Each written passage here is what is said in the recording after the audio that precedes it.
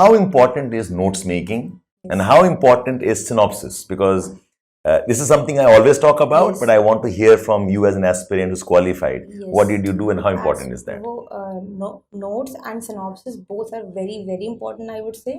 और अगर आपको अपना पूरे जो भी सिलेबस का बर्ड्स आई व्यू चाहिए तो उसके लिए आप अपने नोट्स तैयार रखिए अपने सामने। जितने भी आपके पास में ऑप्शनल के क्वेश्चंस आएंगे या जीएस के क्वेश्चंस आएंगे मेंस में, वो सारे आपके नोट्स में से ही निकल के आ रहे होते हैं। कुछ कुछ वैल्यू एडिशन उसमें उसमें करना पड़ सकता है, but notes are the crux of your entire preparation. Notes आपको सही बनाने बट आने चाहिए। नोट्स क्यों बनाए? नोट्स तो मार्केट में मिल जाते हैं, नहीं, you can go and bye them. सारा हर इंस्टीट्यूट का हर टीचर का नोट पड़ा हुआ है। Why should you anybody, I mean smart work, what does your wisdom tell you on this? According to me, when you take some other person's notes, you are not using your mind, और वो बहुत passively आप work कर रहे हैं। आपने कुछ भी उसमें एक्टिव यूज ही नहीं करा अपने माइंड का।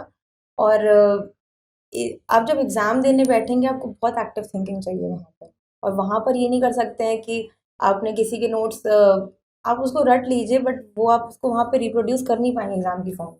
आप अपने जब तक नोट्स आपके खुद के रहेंगे, एक तो आपको वो ग्राइंड आपको करना आ जाता है कि आपको how to sit for 10 to 12 hours every day and then prepare the notes and, और एक आपका राइटिंग डेवलप हो जाती है। वरना हम लोग लिखना छोड़ देते हैं, बस पढ़ते रहते हैं बैठ कर और फिर सो भी जाते हैं।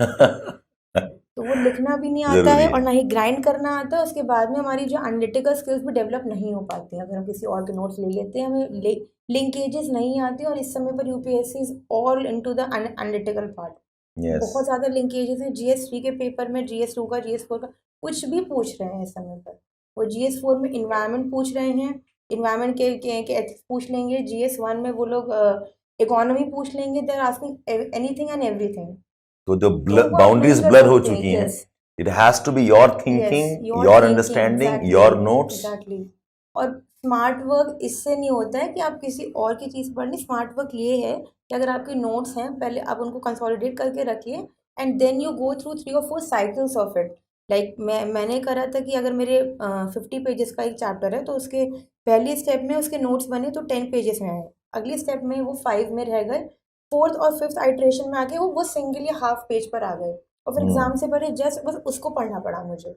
There are cycles in how you content is compressed, एक बार में नहीं होता। तो वो स्मार्ट वर्क है, ना कि आप किसी और के नोट्स में